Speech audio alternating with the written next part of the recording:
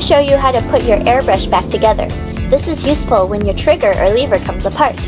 This is the main trigger, and I'm sure most of you have some trouble putting this back in the airbrush, so I'm going to show you how to put this in first. We have the nozzle caps on to prevent any damage to the internal nozzle. This is your main trigger, and we're going to attach this first. On the bottom of the trigger is the dangly gold shift pin, and what we want to do is insert it in the airbrush gun directly above the hose connector.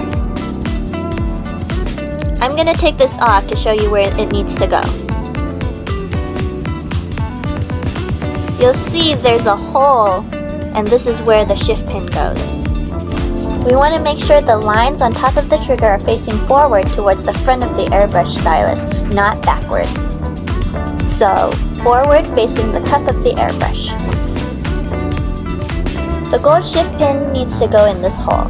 So, we're going to go ahead and put it directly above it and then push down. Now, to make sure you've done this correctly, you flip it over and you should be able to see the gold shift pin from the bottom. The lever guide is going in next. I'm going to take my thumb and rest it on the trigger and flip it so that we can put the rest of the pieces in and gravity will make them fall into place. We're going to pick up the lever guide by the thin tail. This is how it's going to sit inside your airbrush. The thin tail needs to be bending forward, almost like it's scooping up the trigger. We're going to turn it and lay it right behind the trigger. The thin tail should be bending towards the front of the airbrush. And as you can see, the lever guide is resting directly above the main trigger. The next piece is the needle guide. The larger end drops down like this. We're going to put the spring directly on top, then take your spring case wider end first, and this is what's going to lock down the spring. And we're going to turn it all the way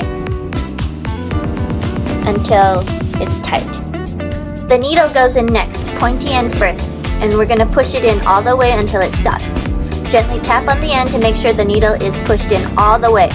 Next, take the chucking nut and screw it on to lock the needle in place. You really want to make sure the chucking nut is screwed on nice and tight. Your hose connector goes on next. Also screw it on nice and tight.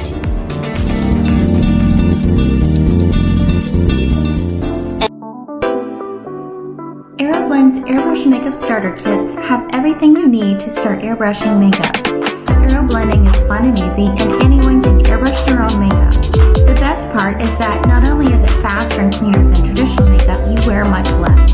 On average, only 5 to 7 drops of makeup is needed to achieve coverage and flawless results, so it feels like you have nothing on your skin. Start aeroblending in minutes. All kits come with Aeroblend makeup, which is vegan, water-based, fragrance-free, and silicone-free.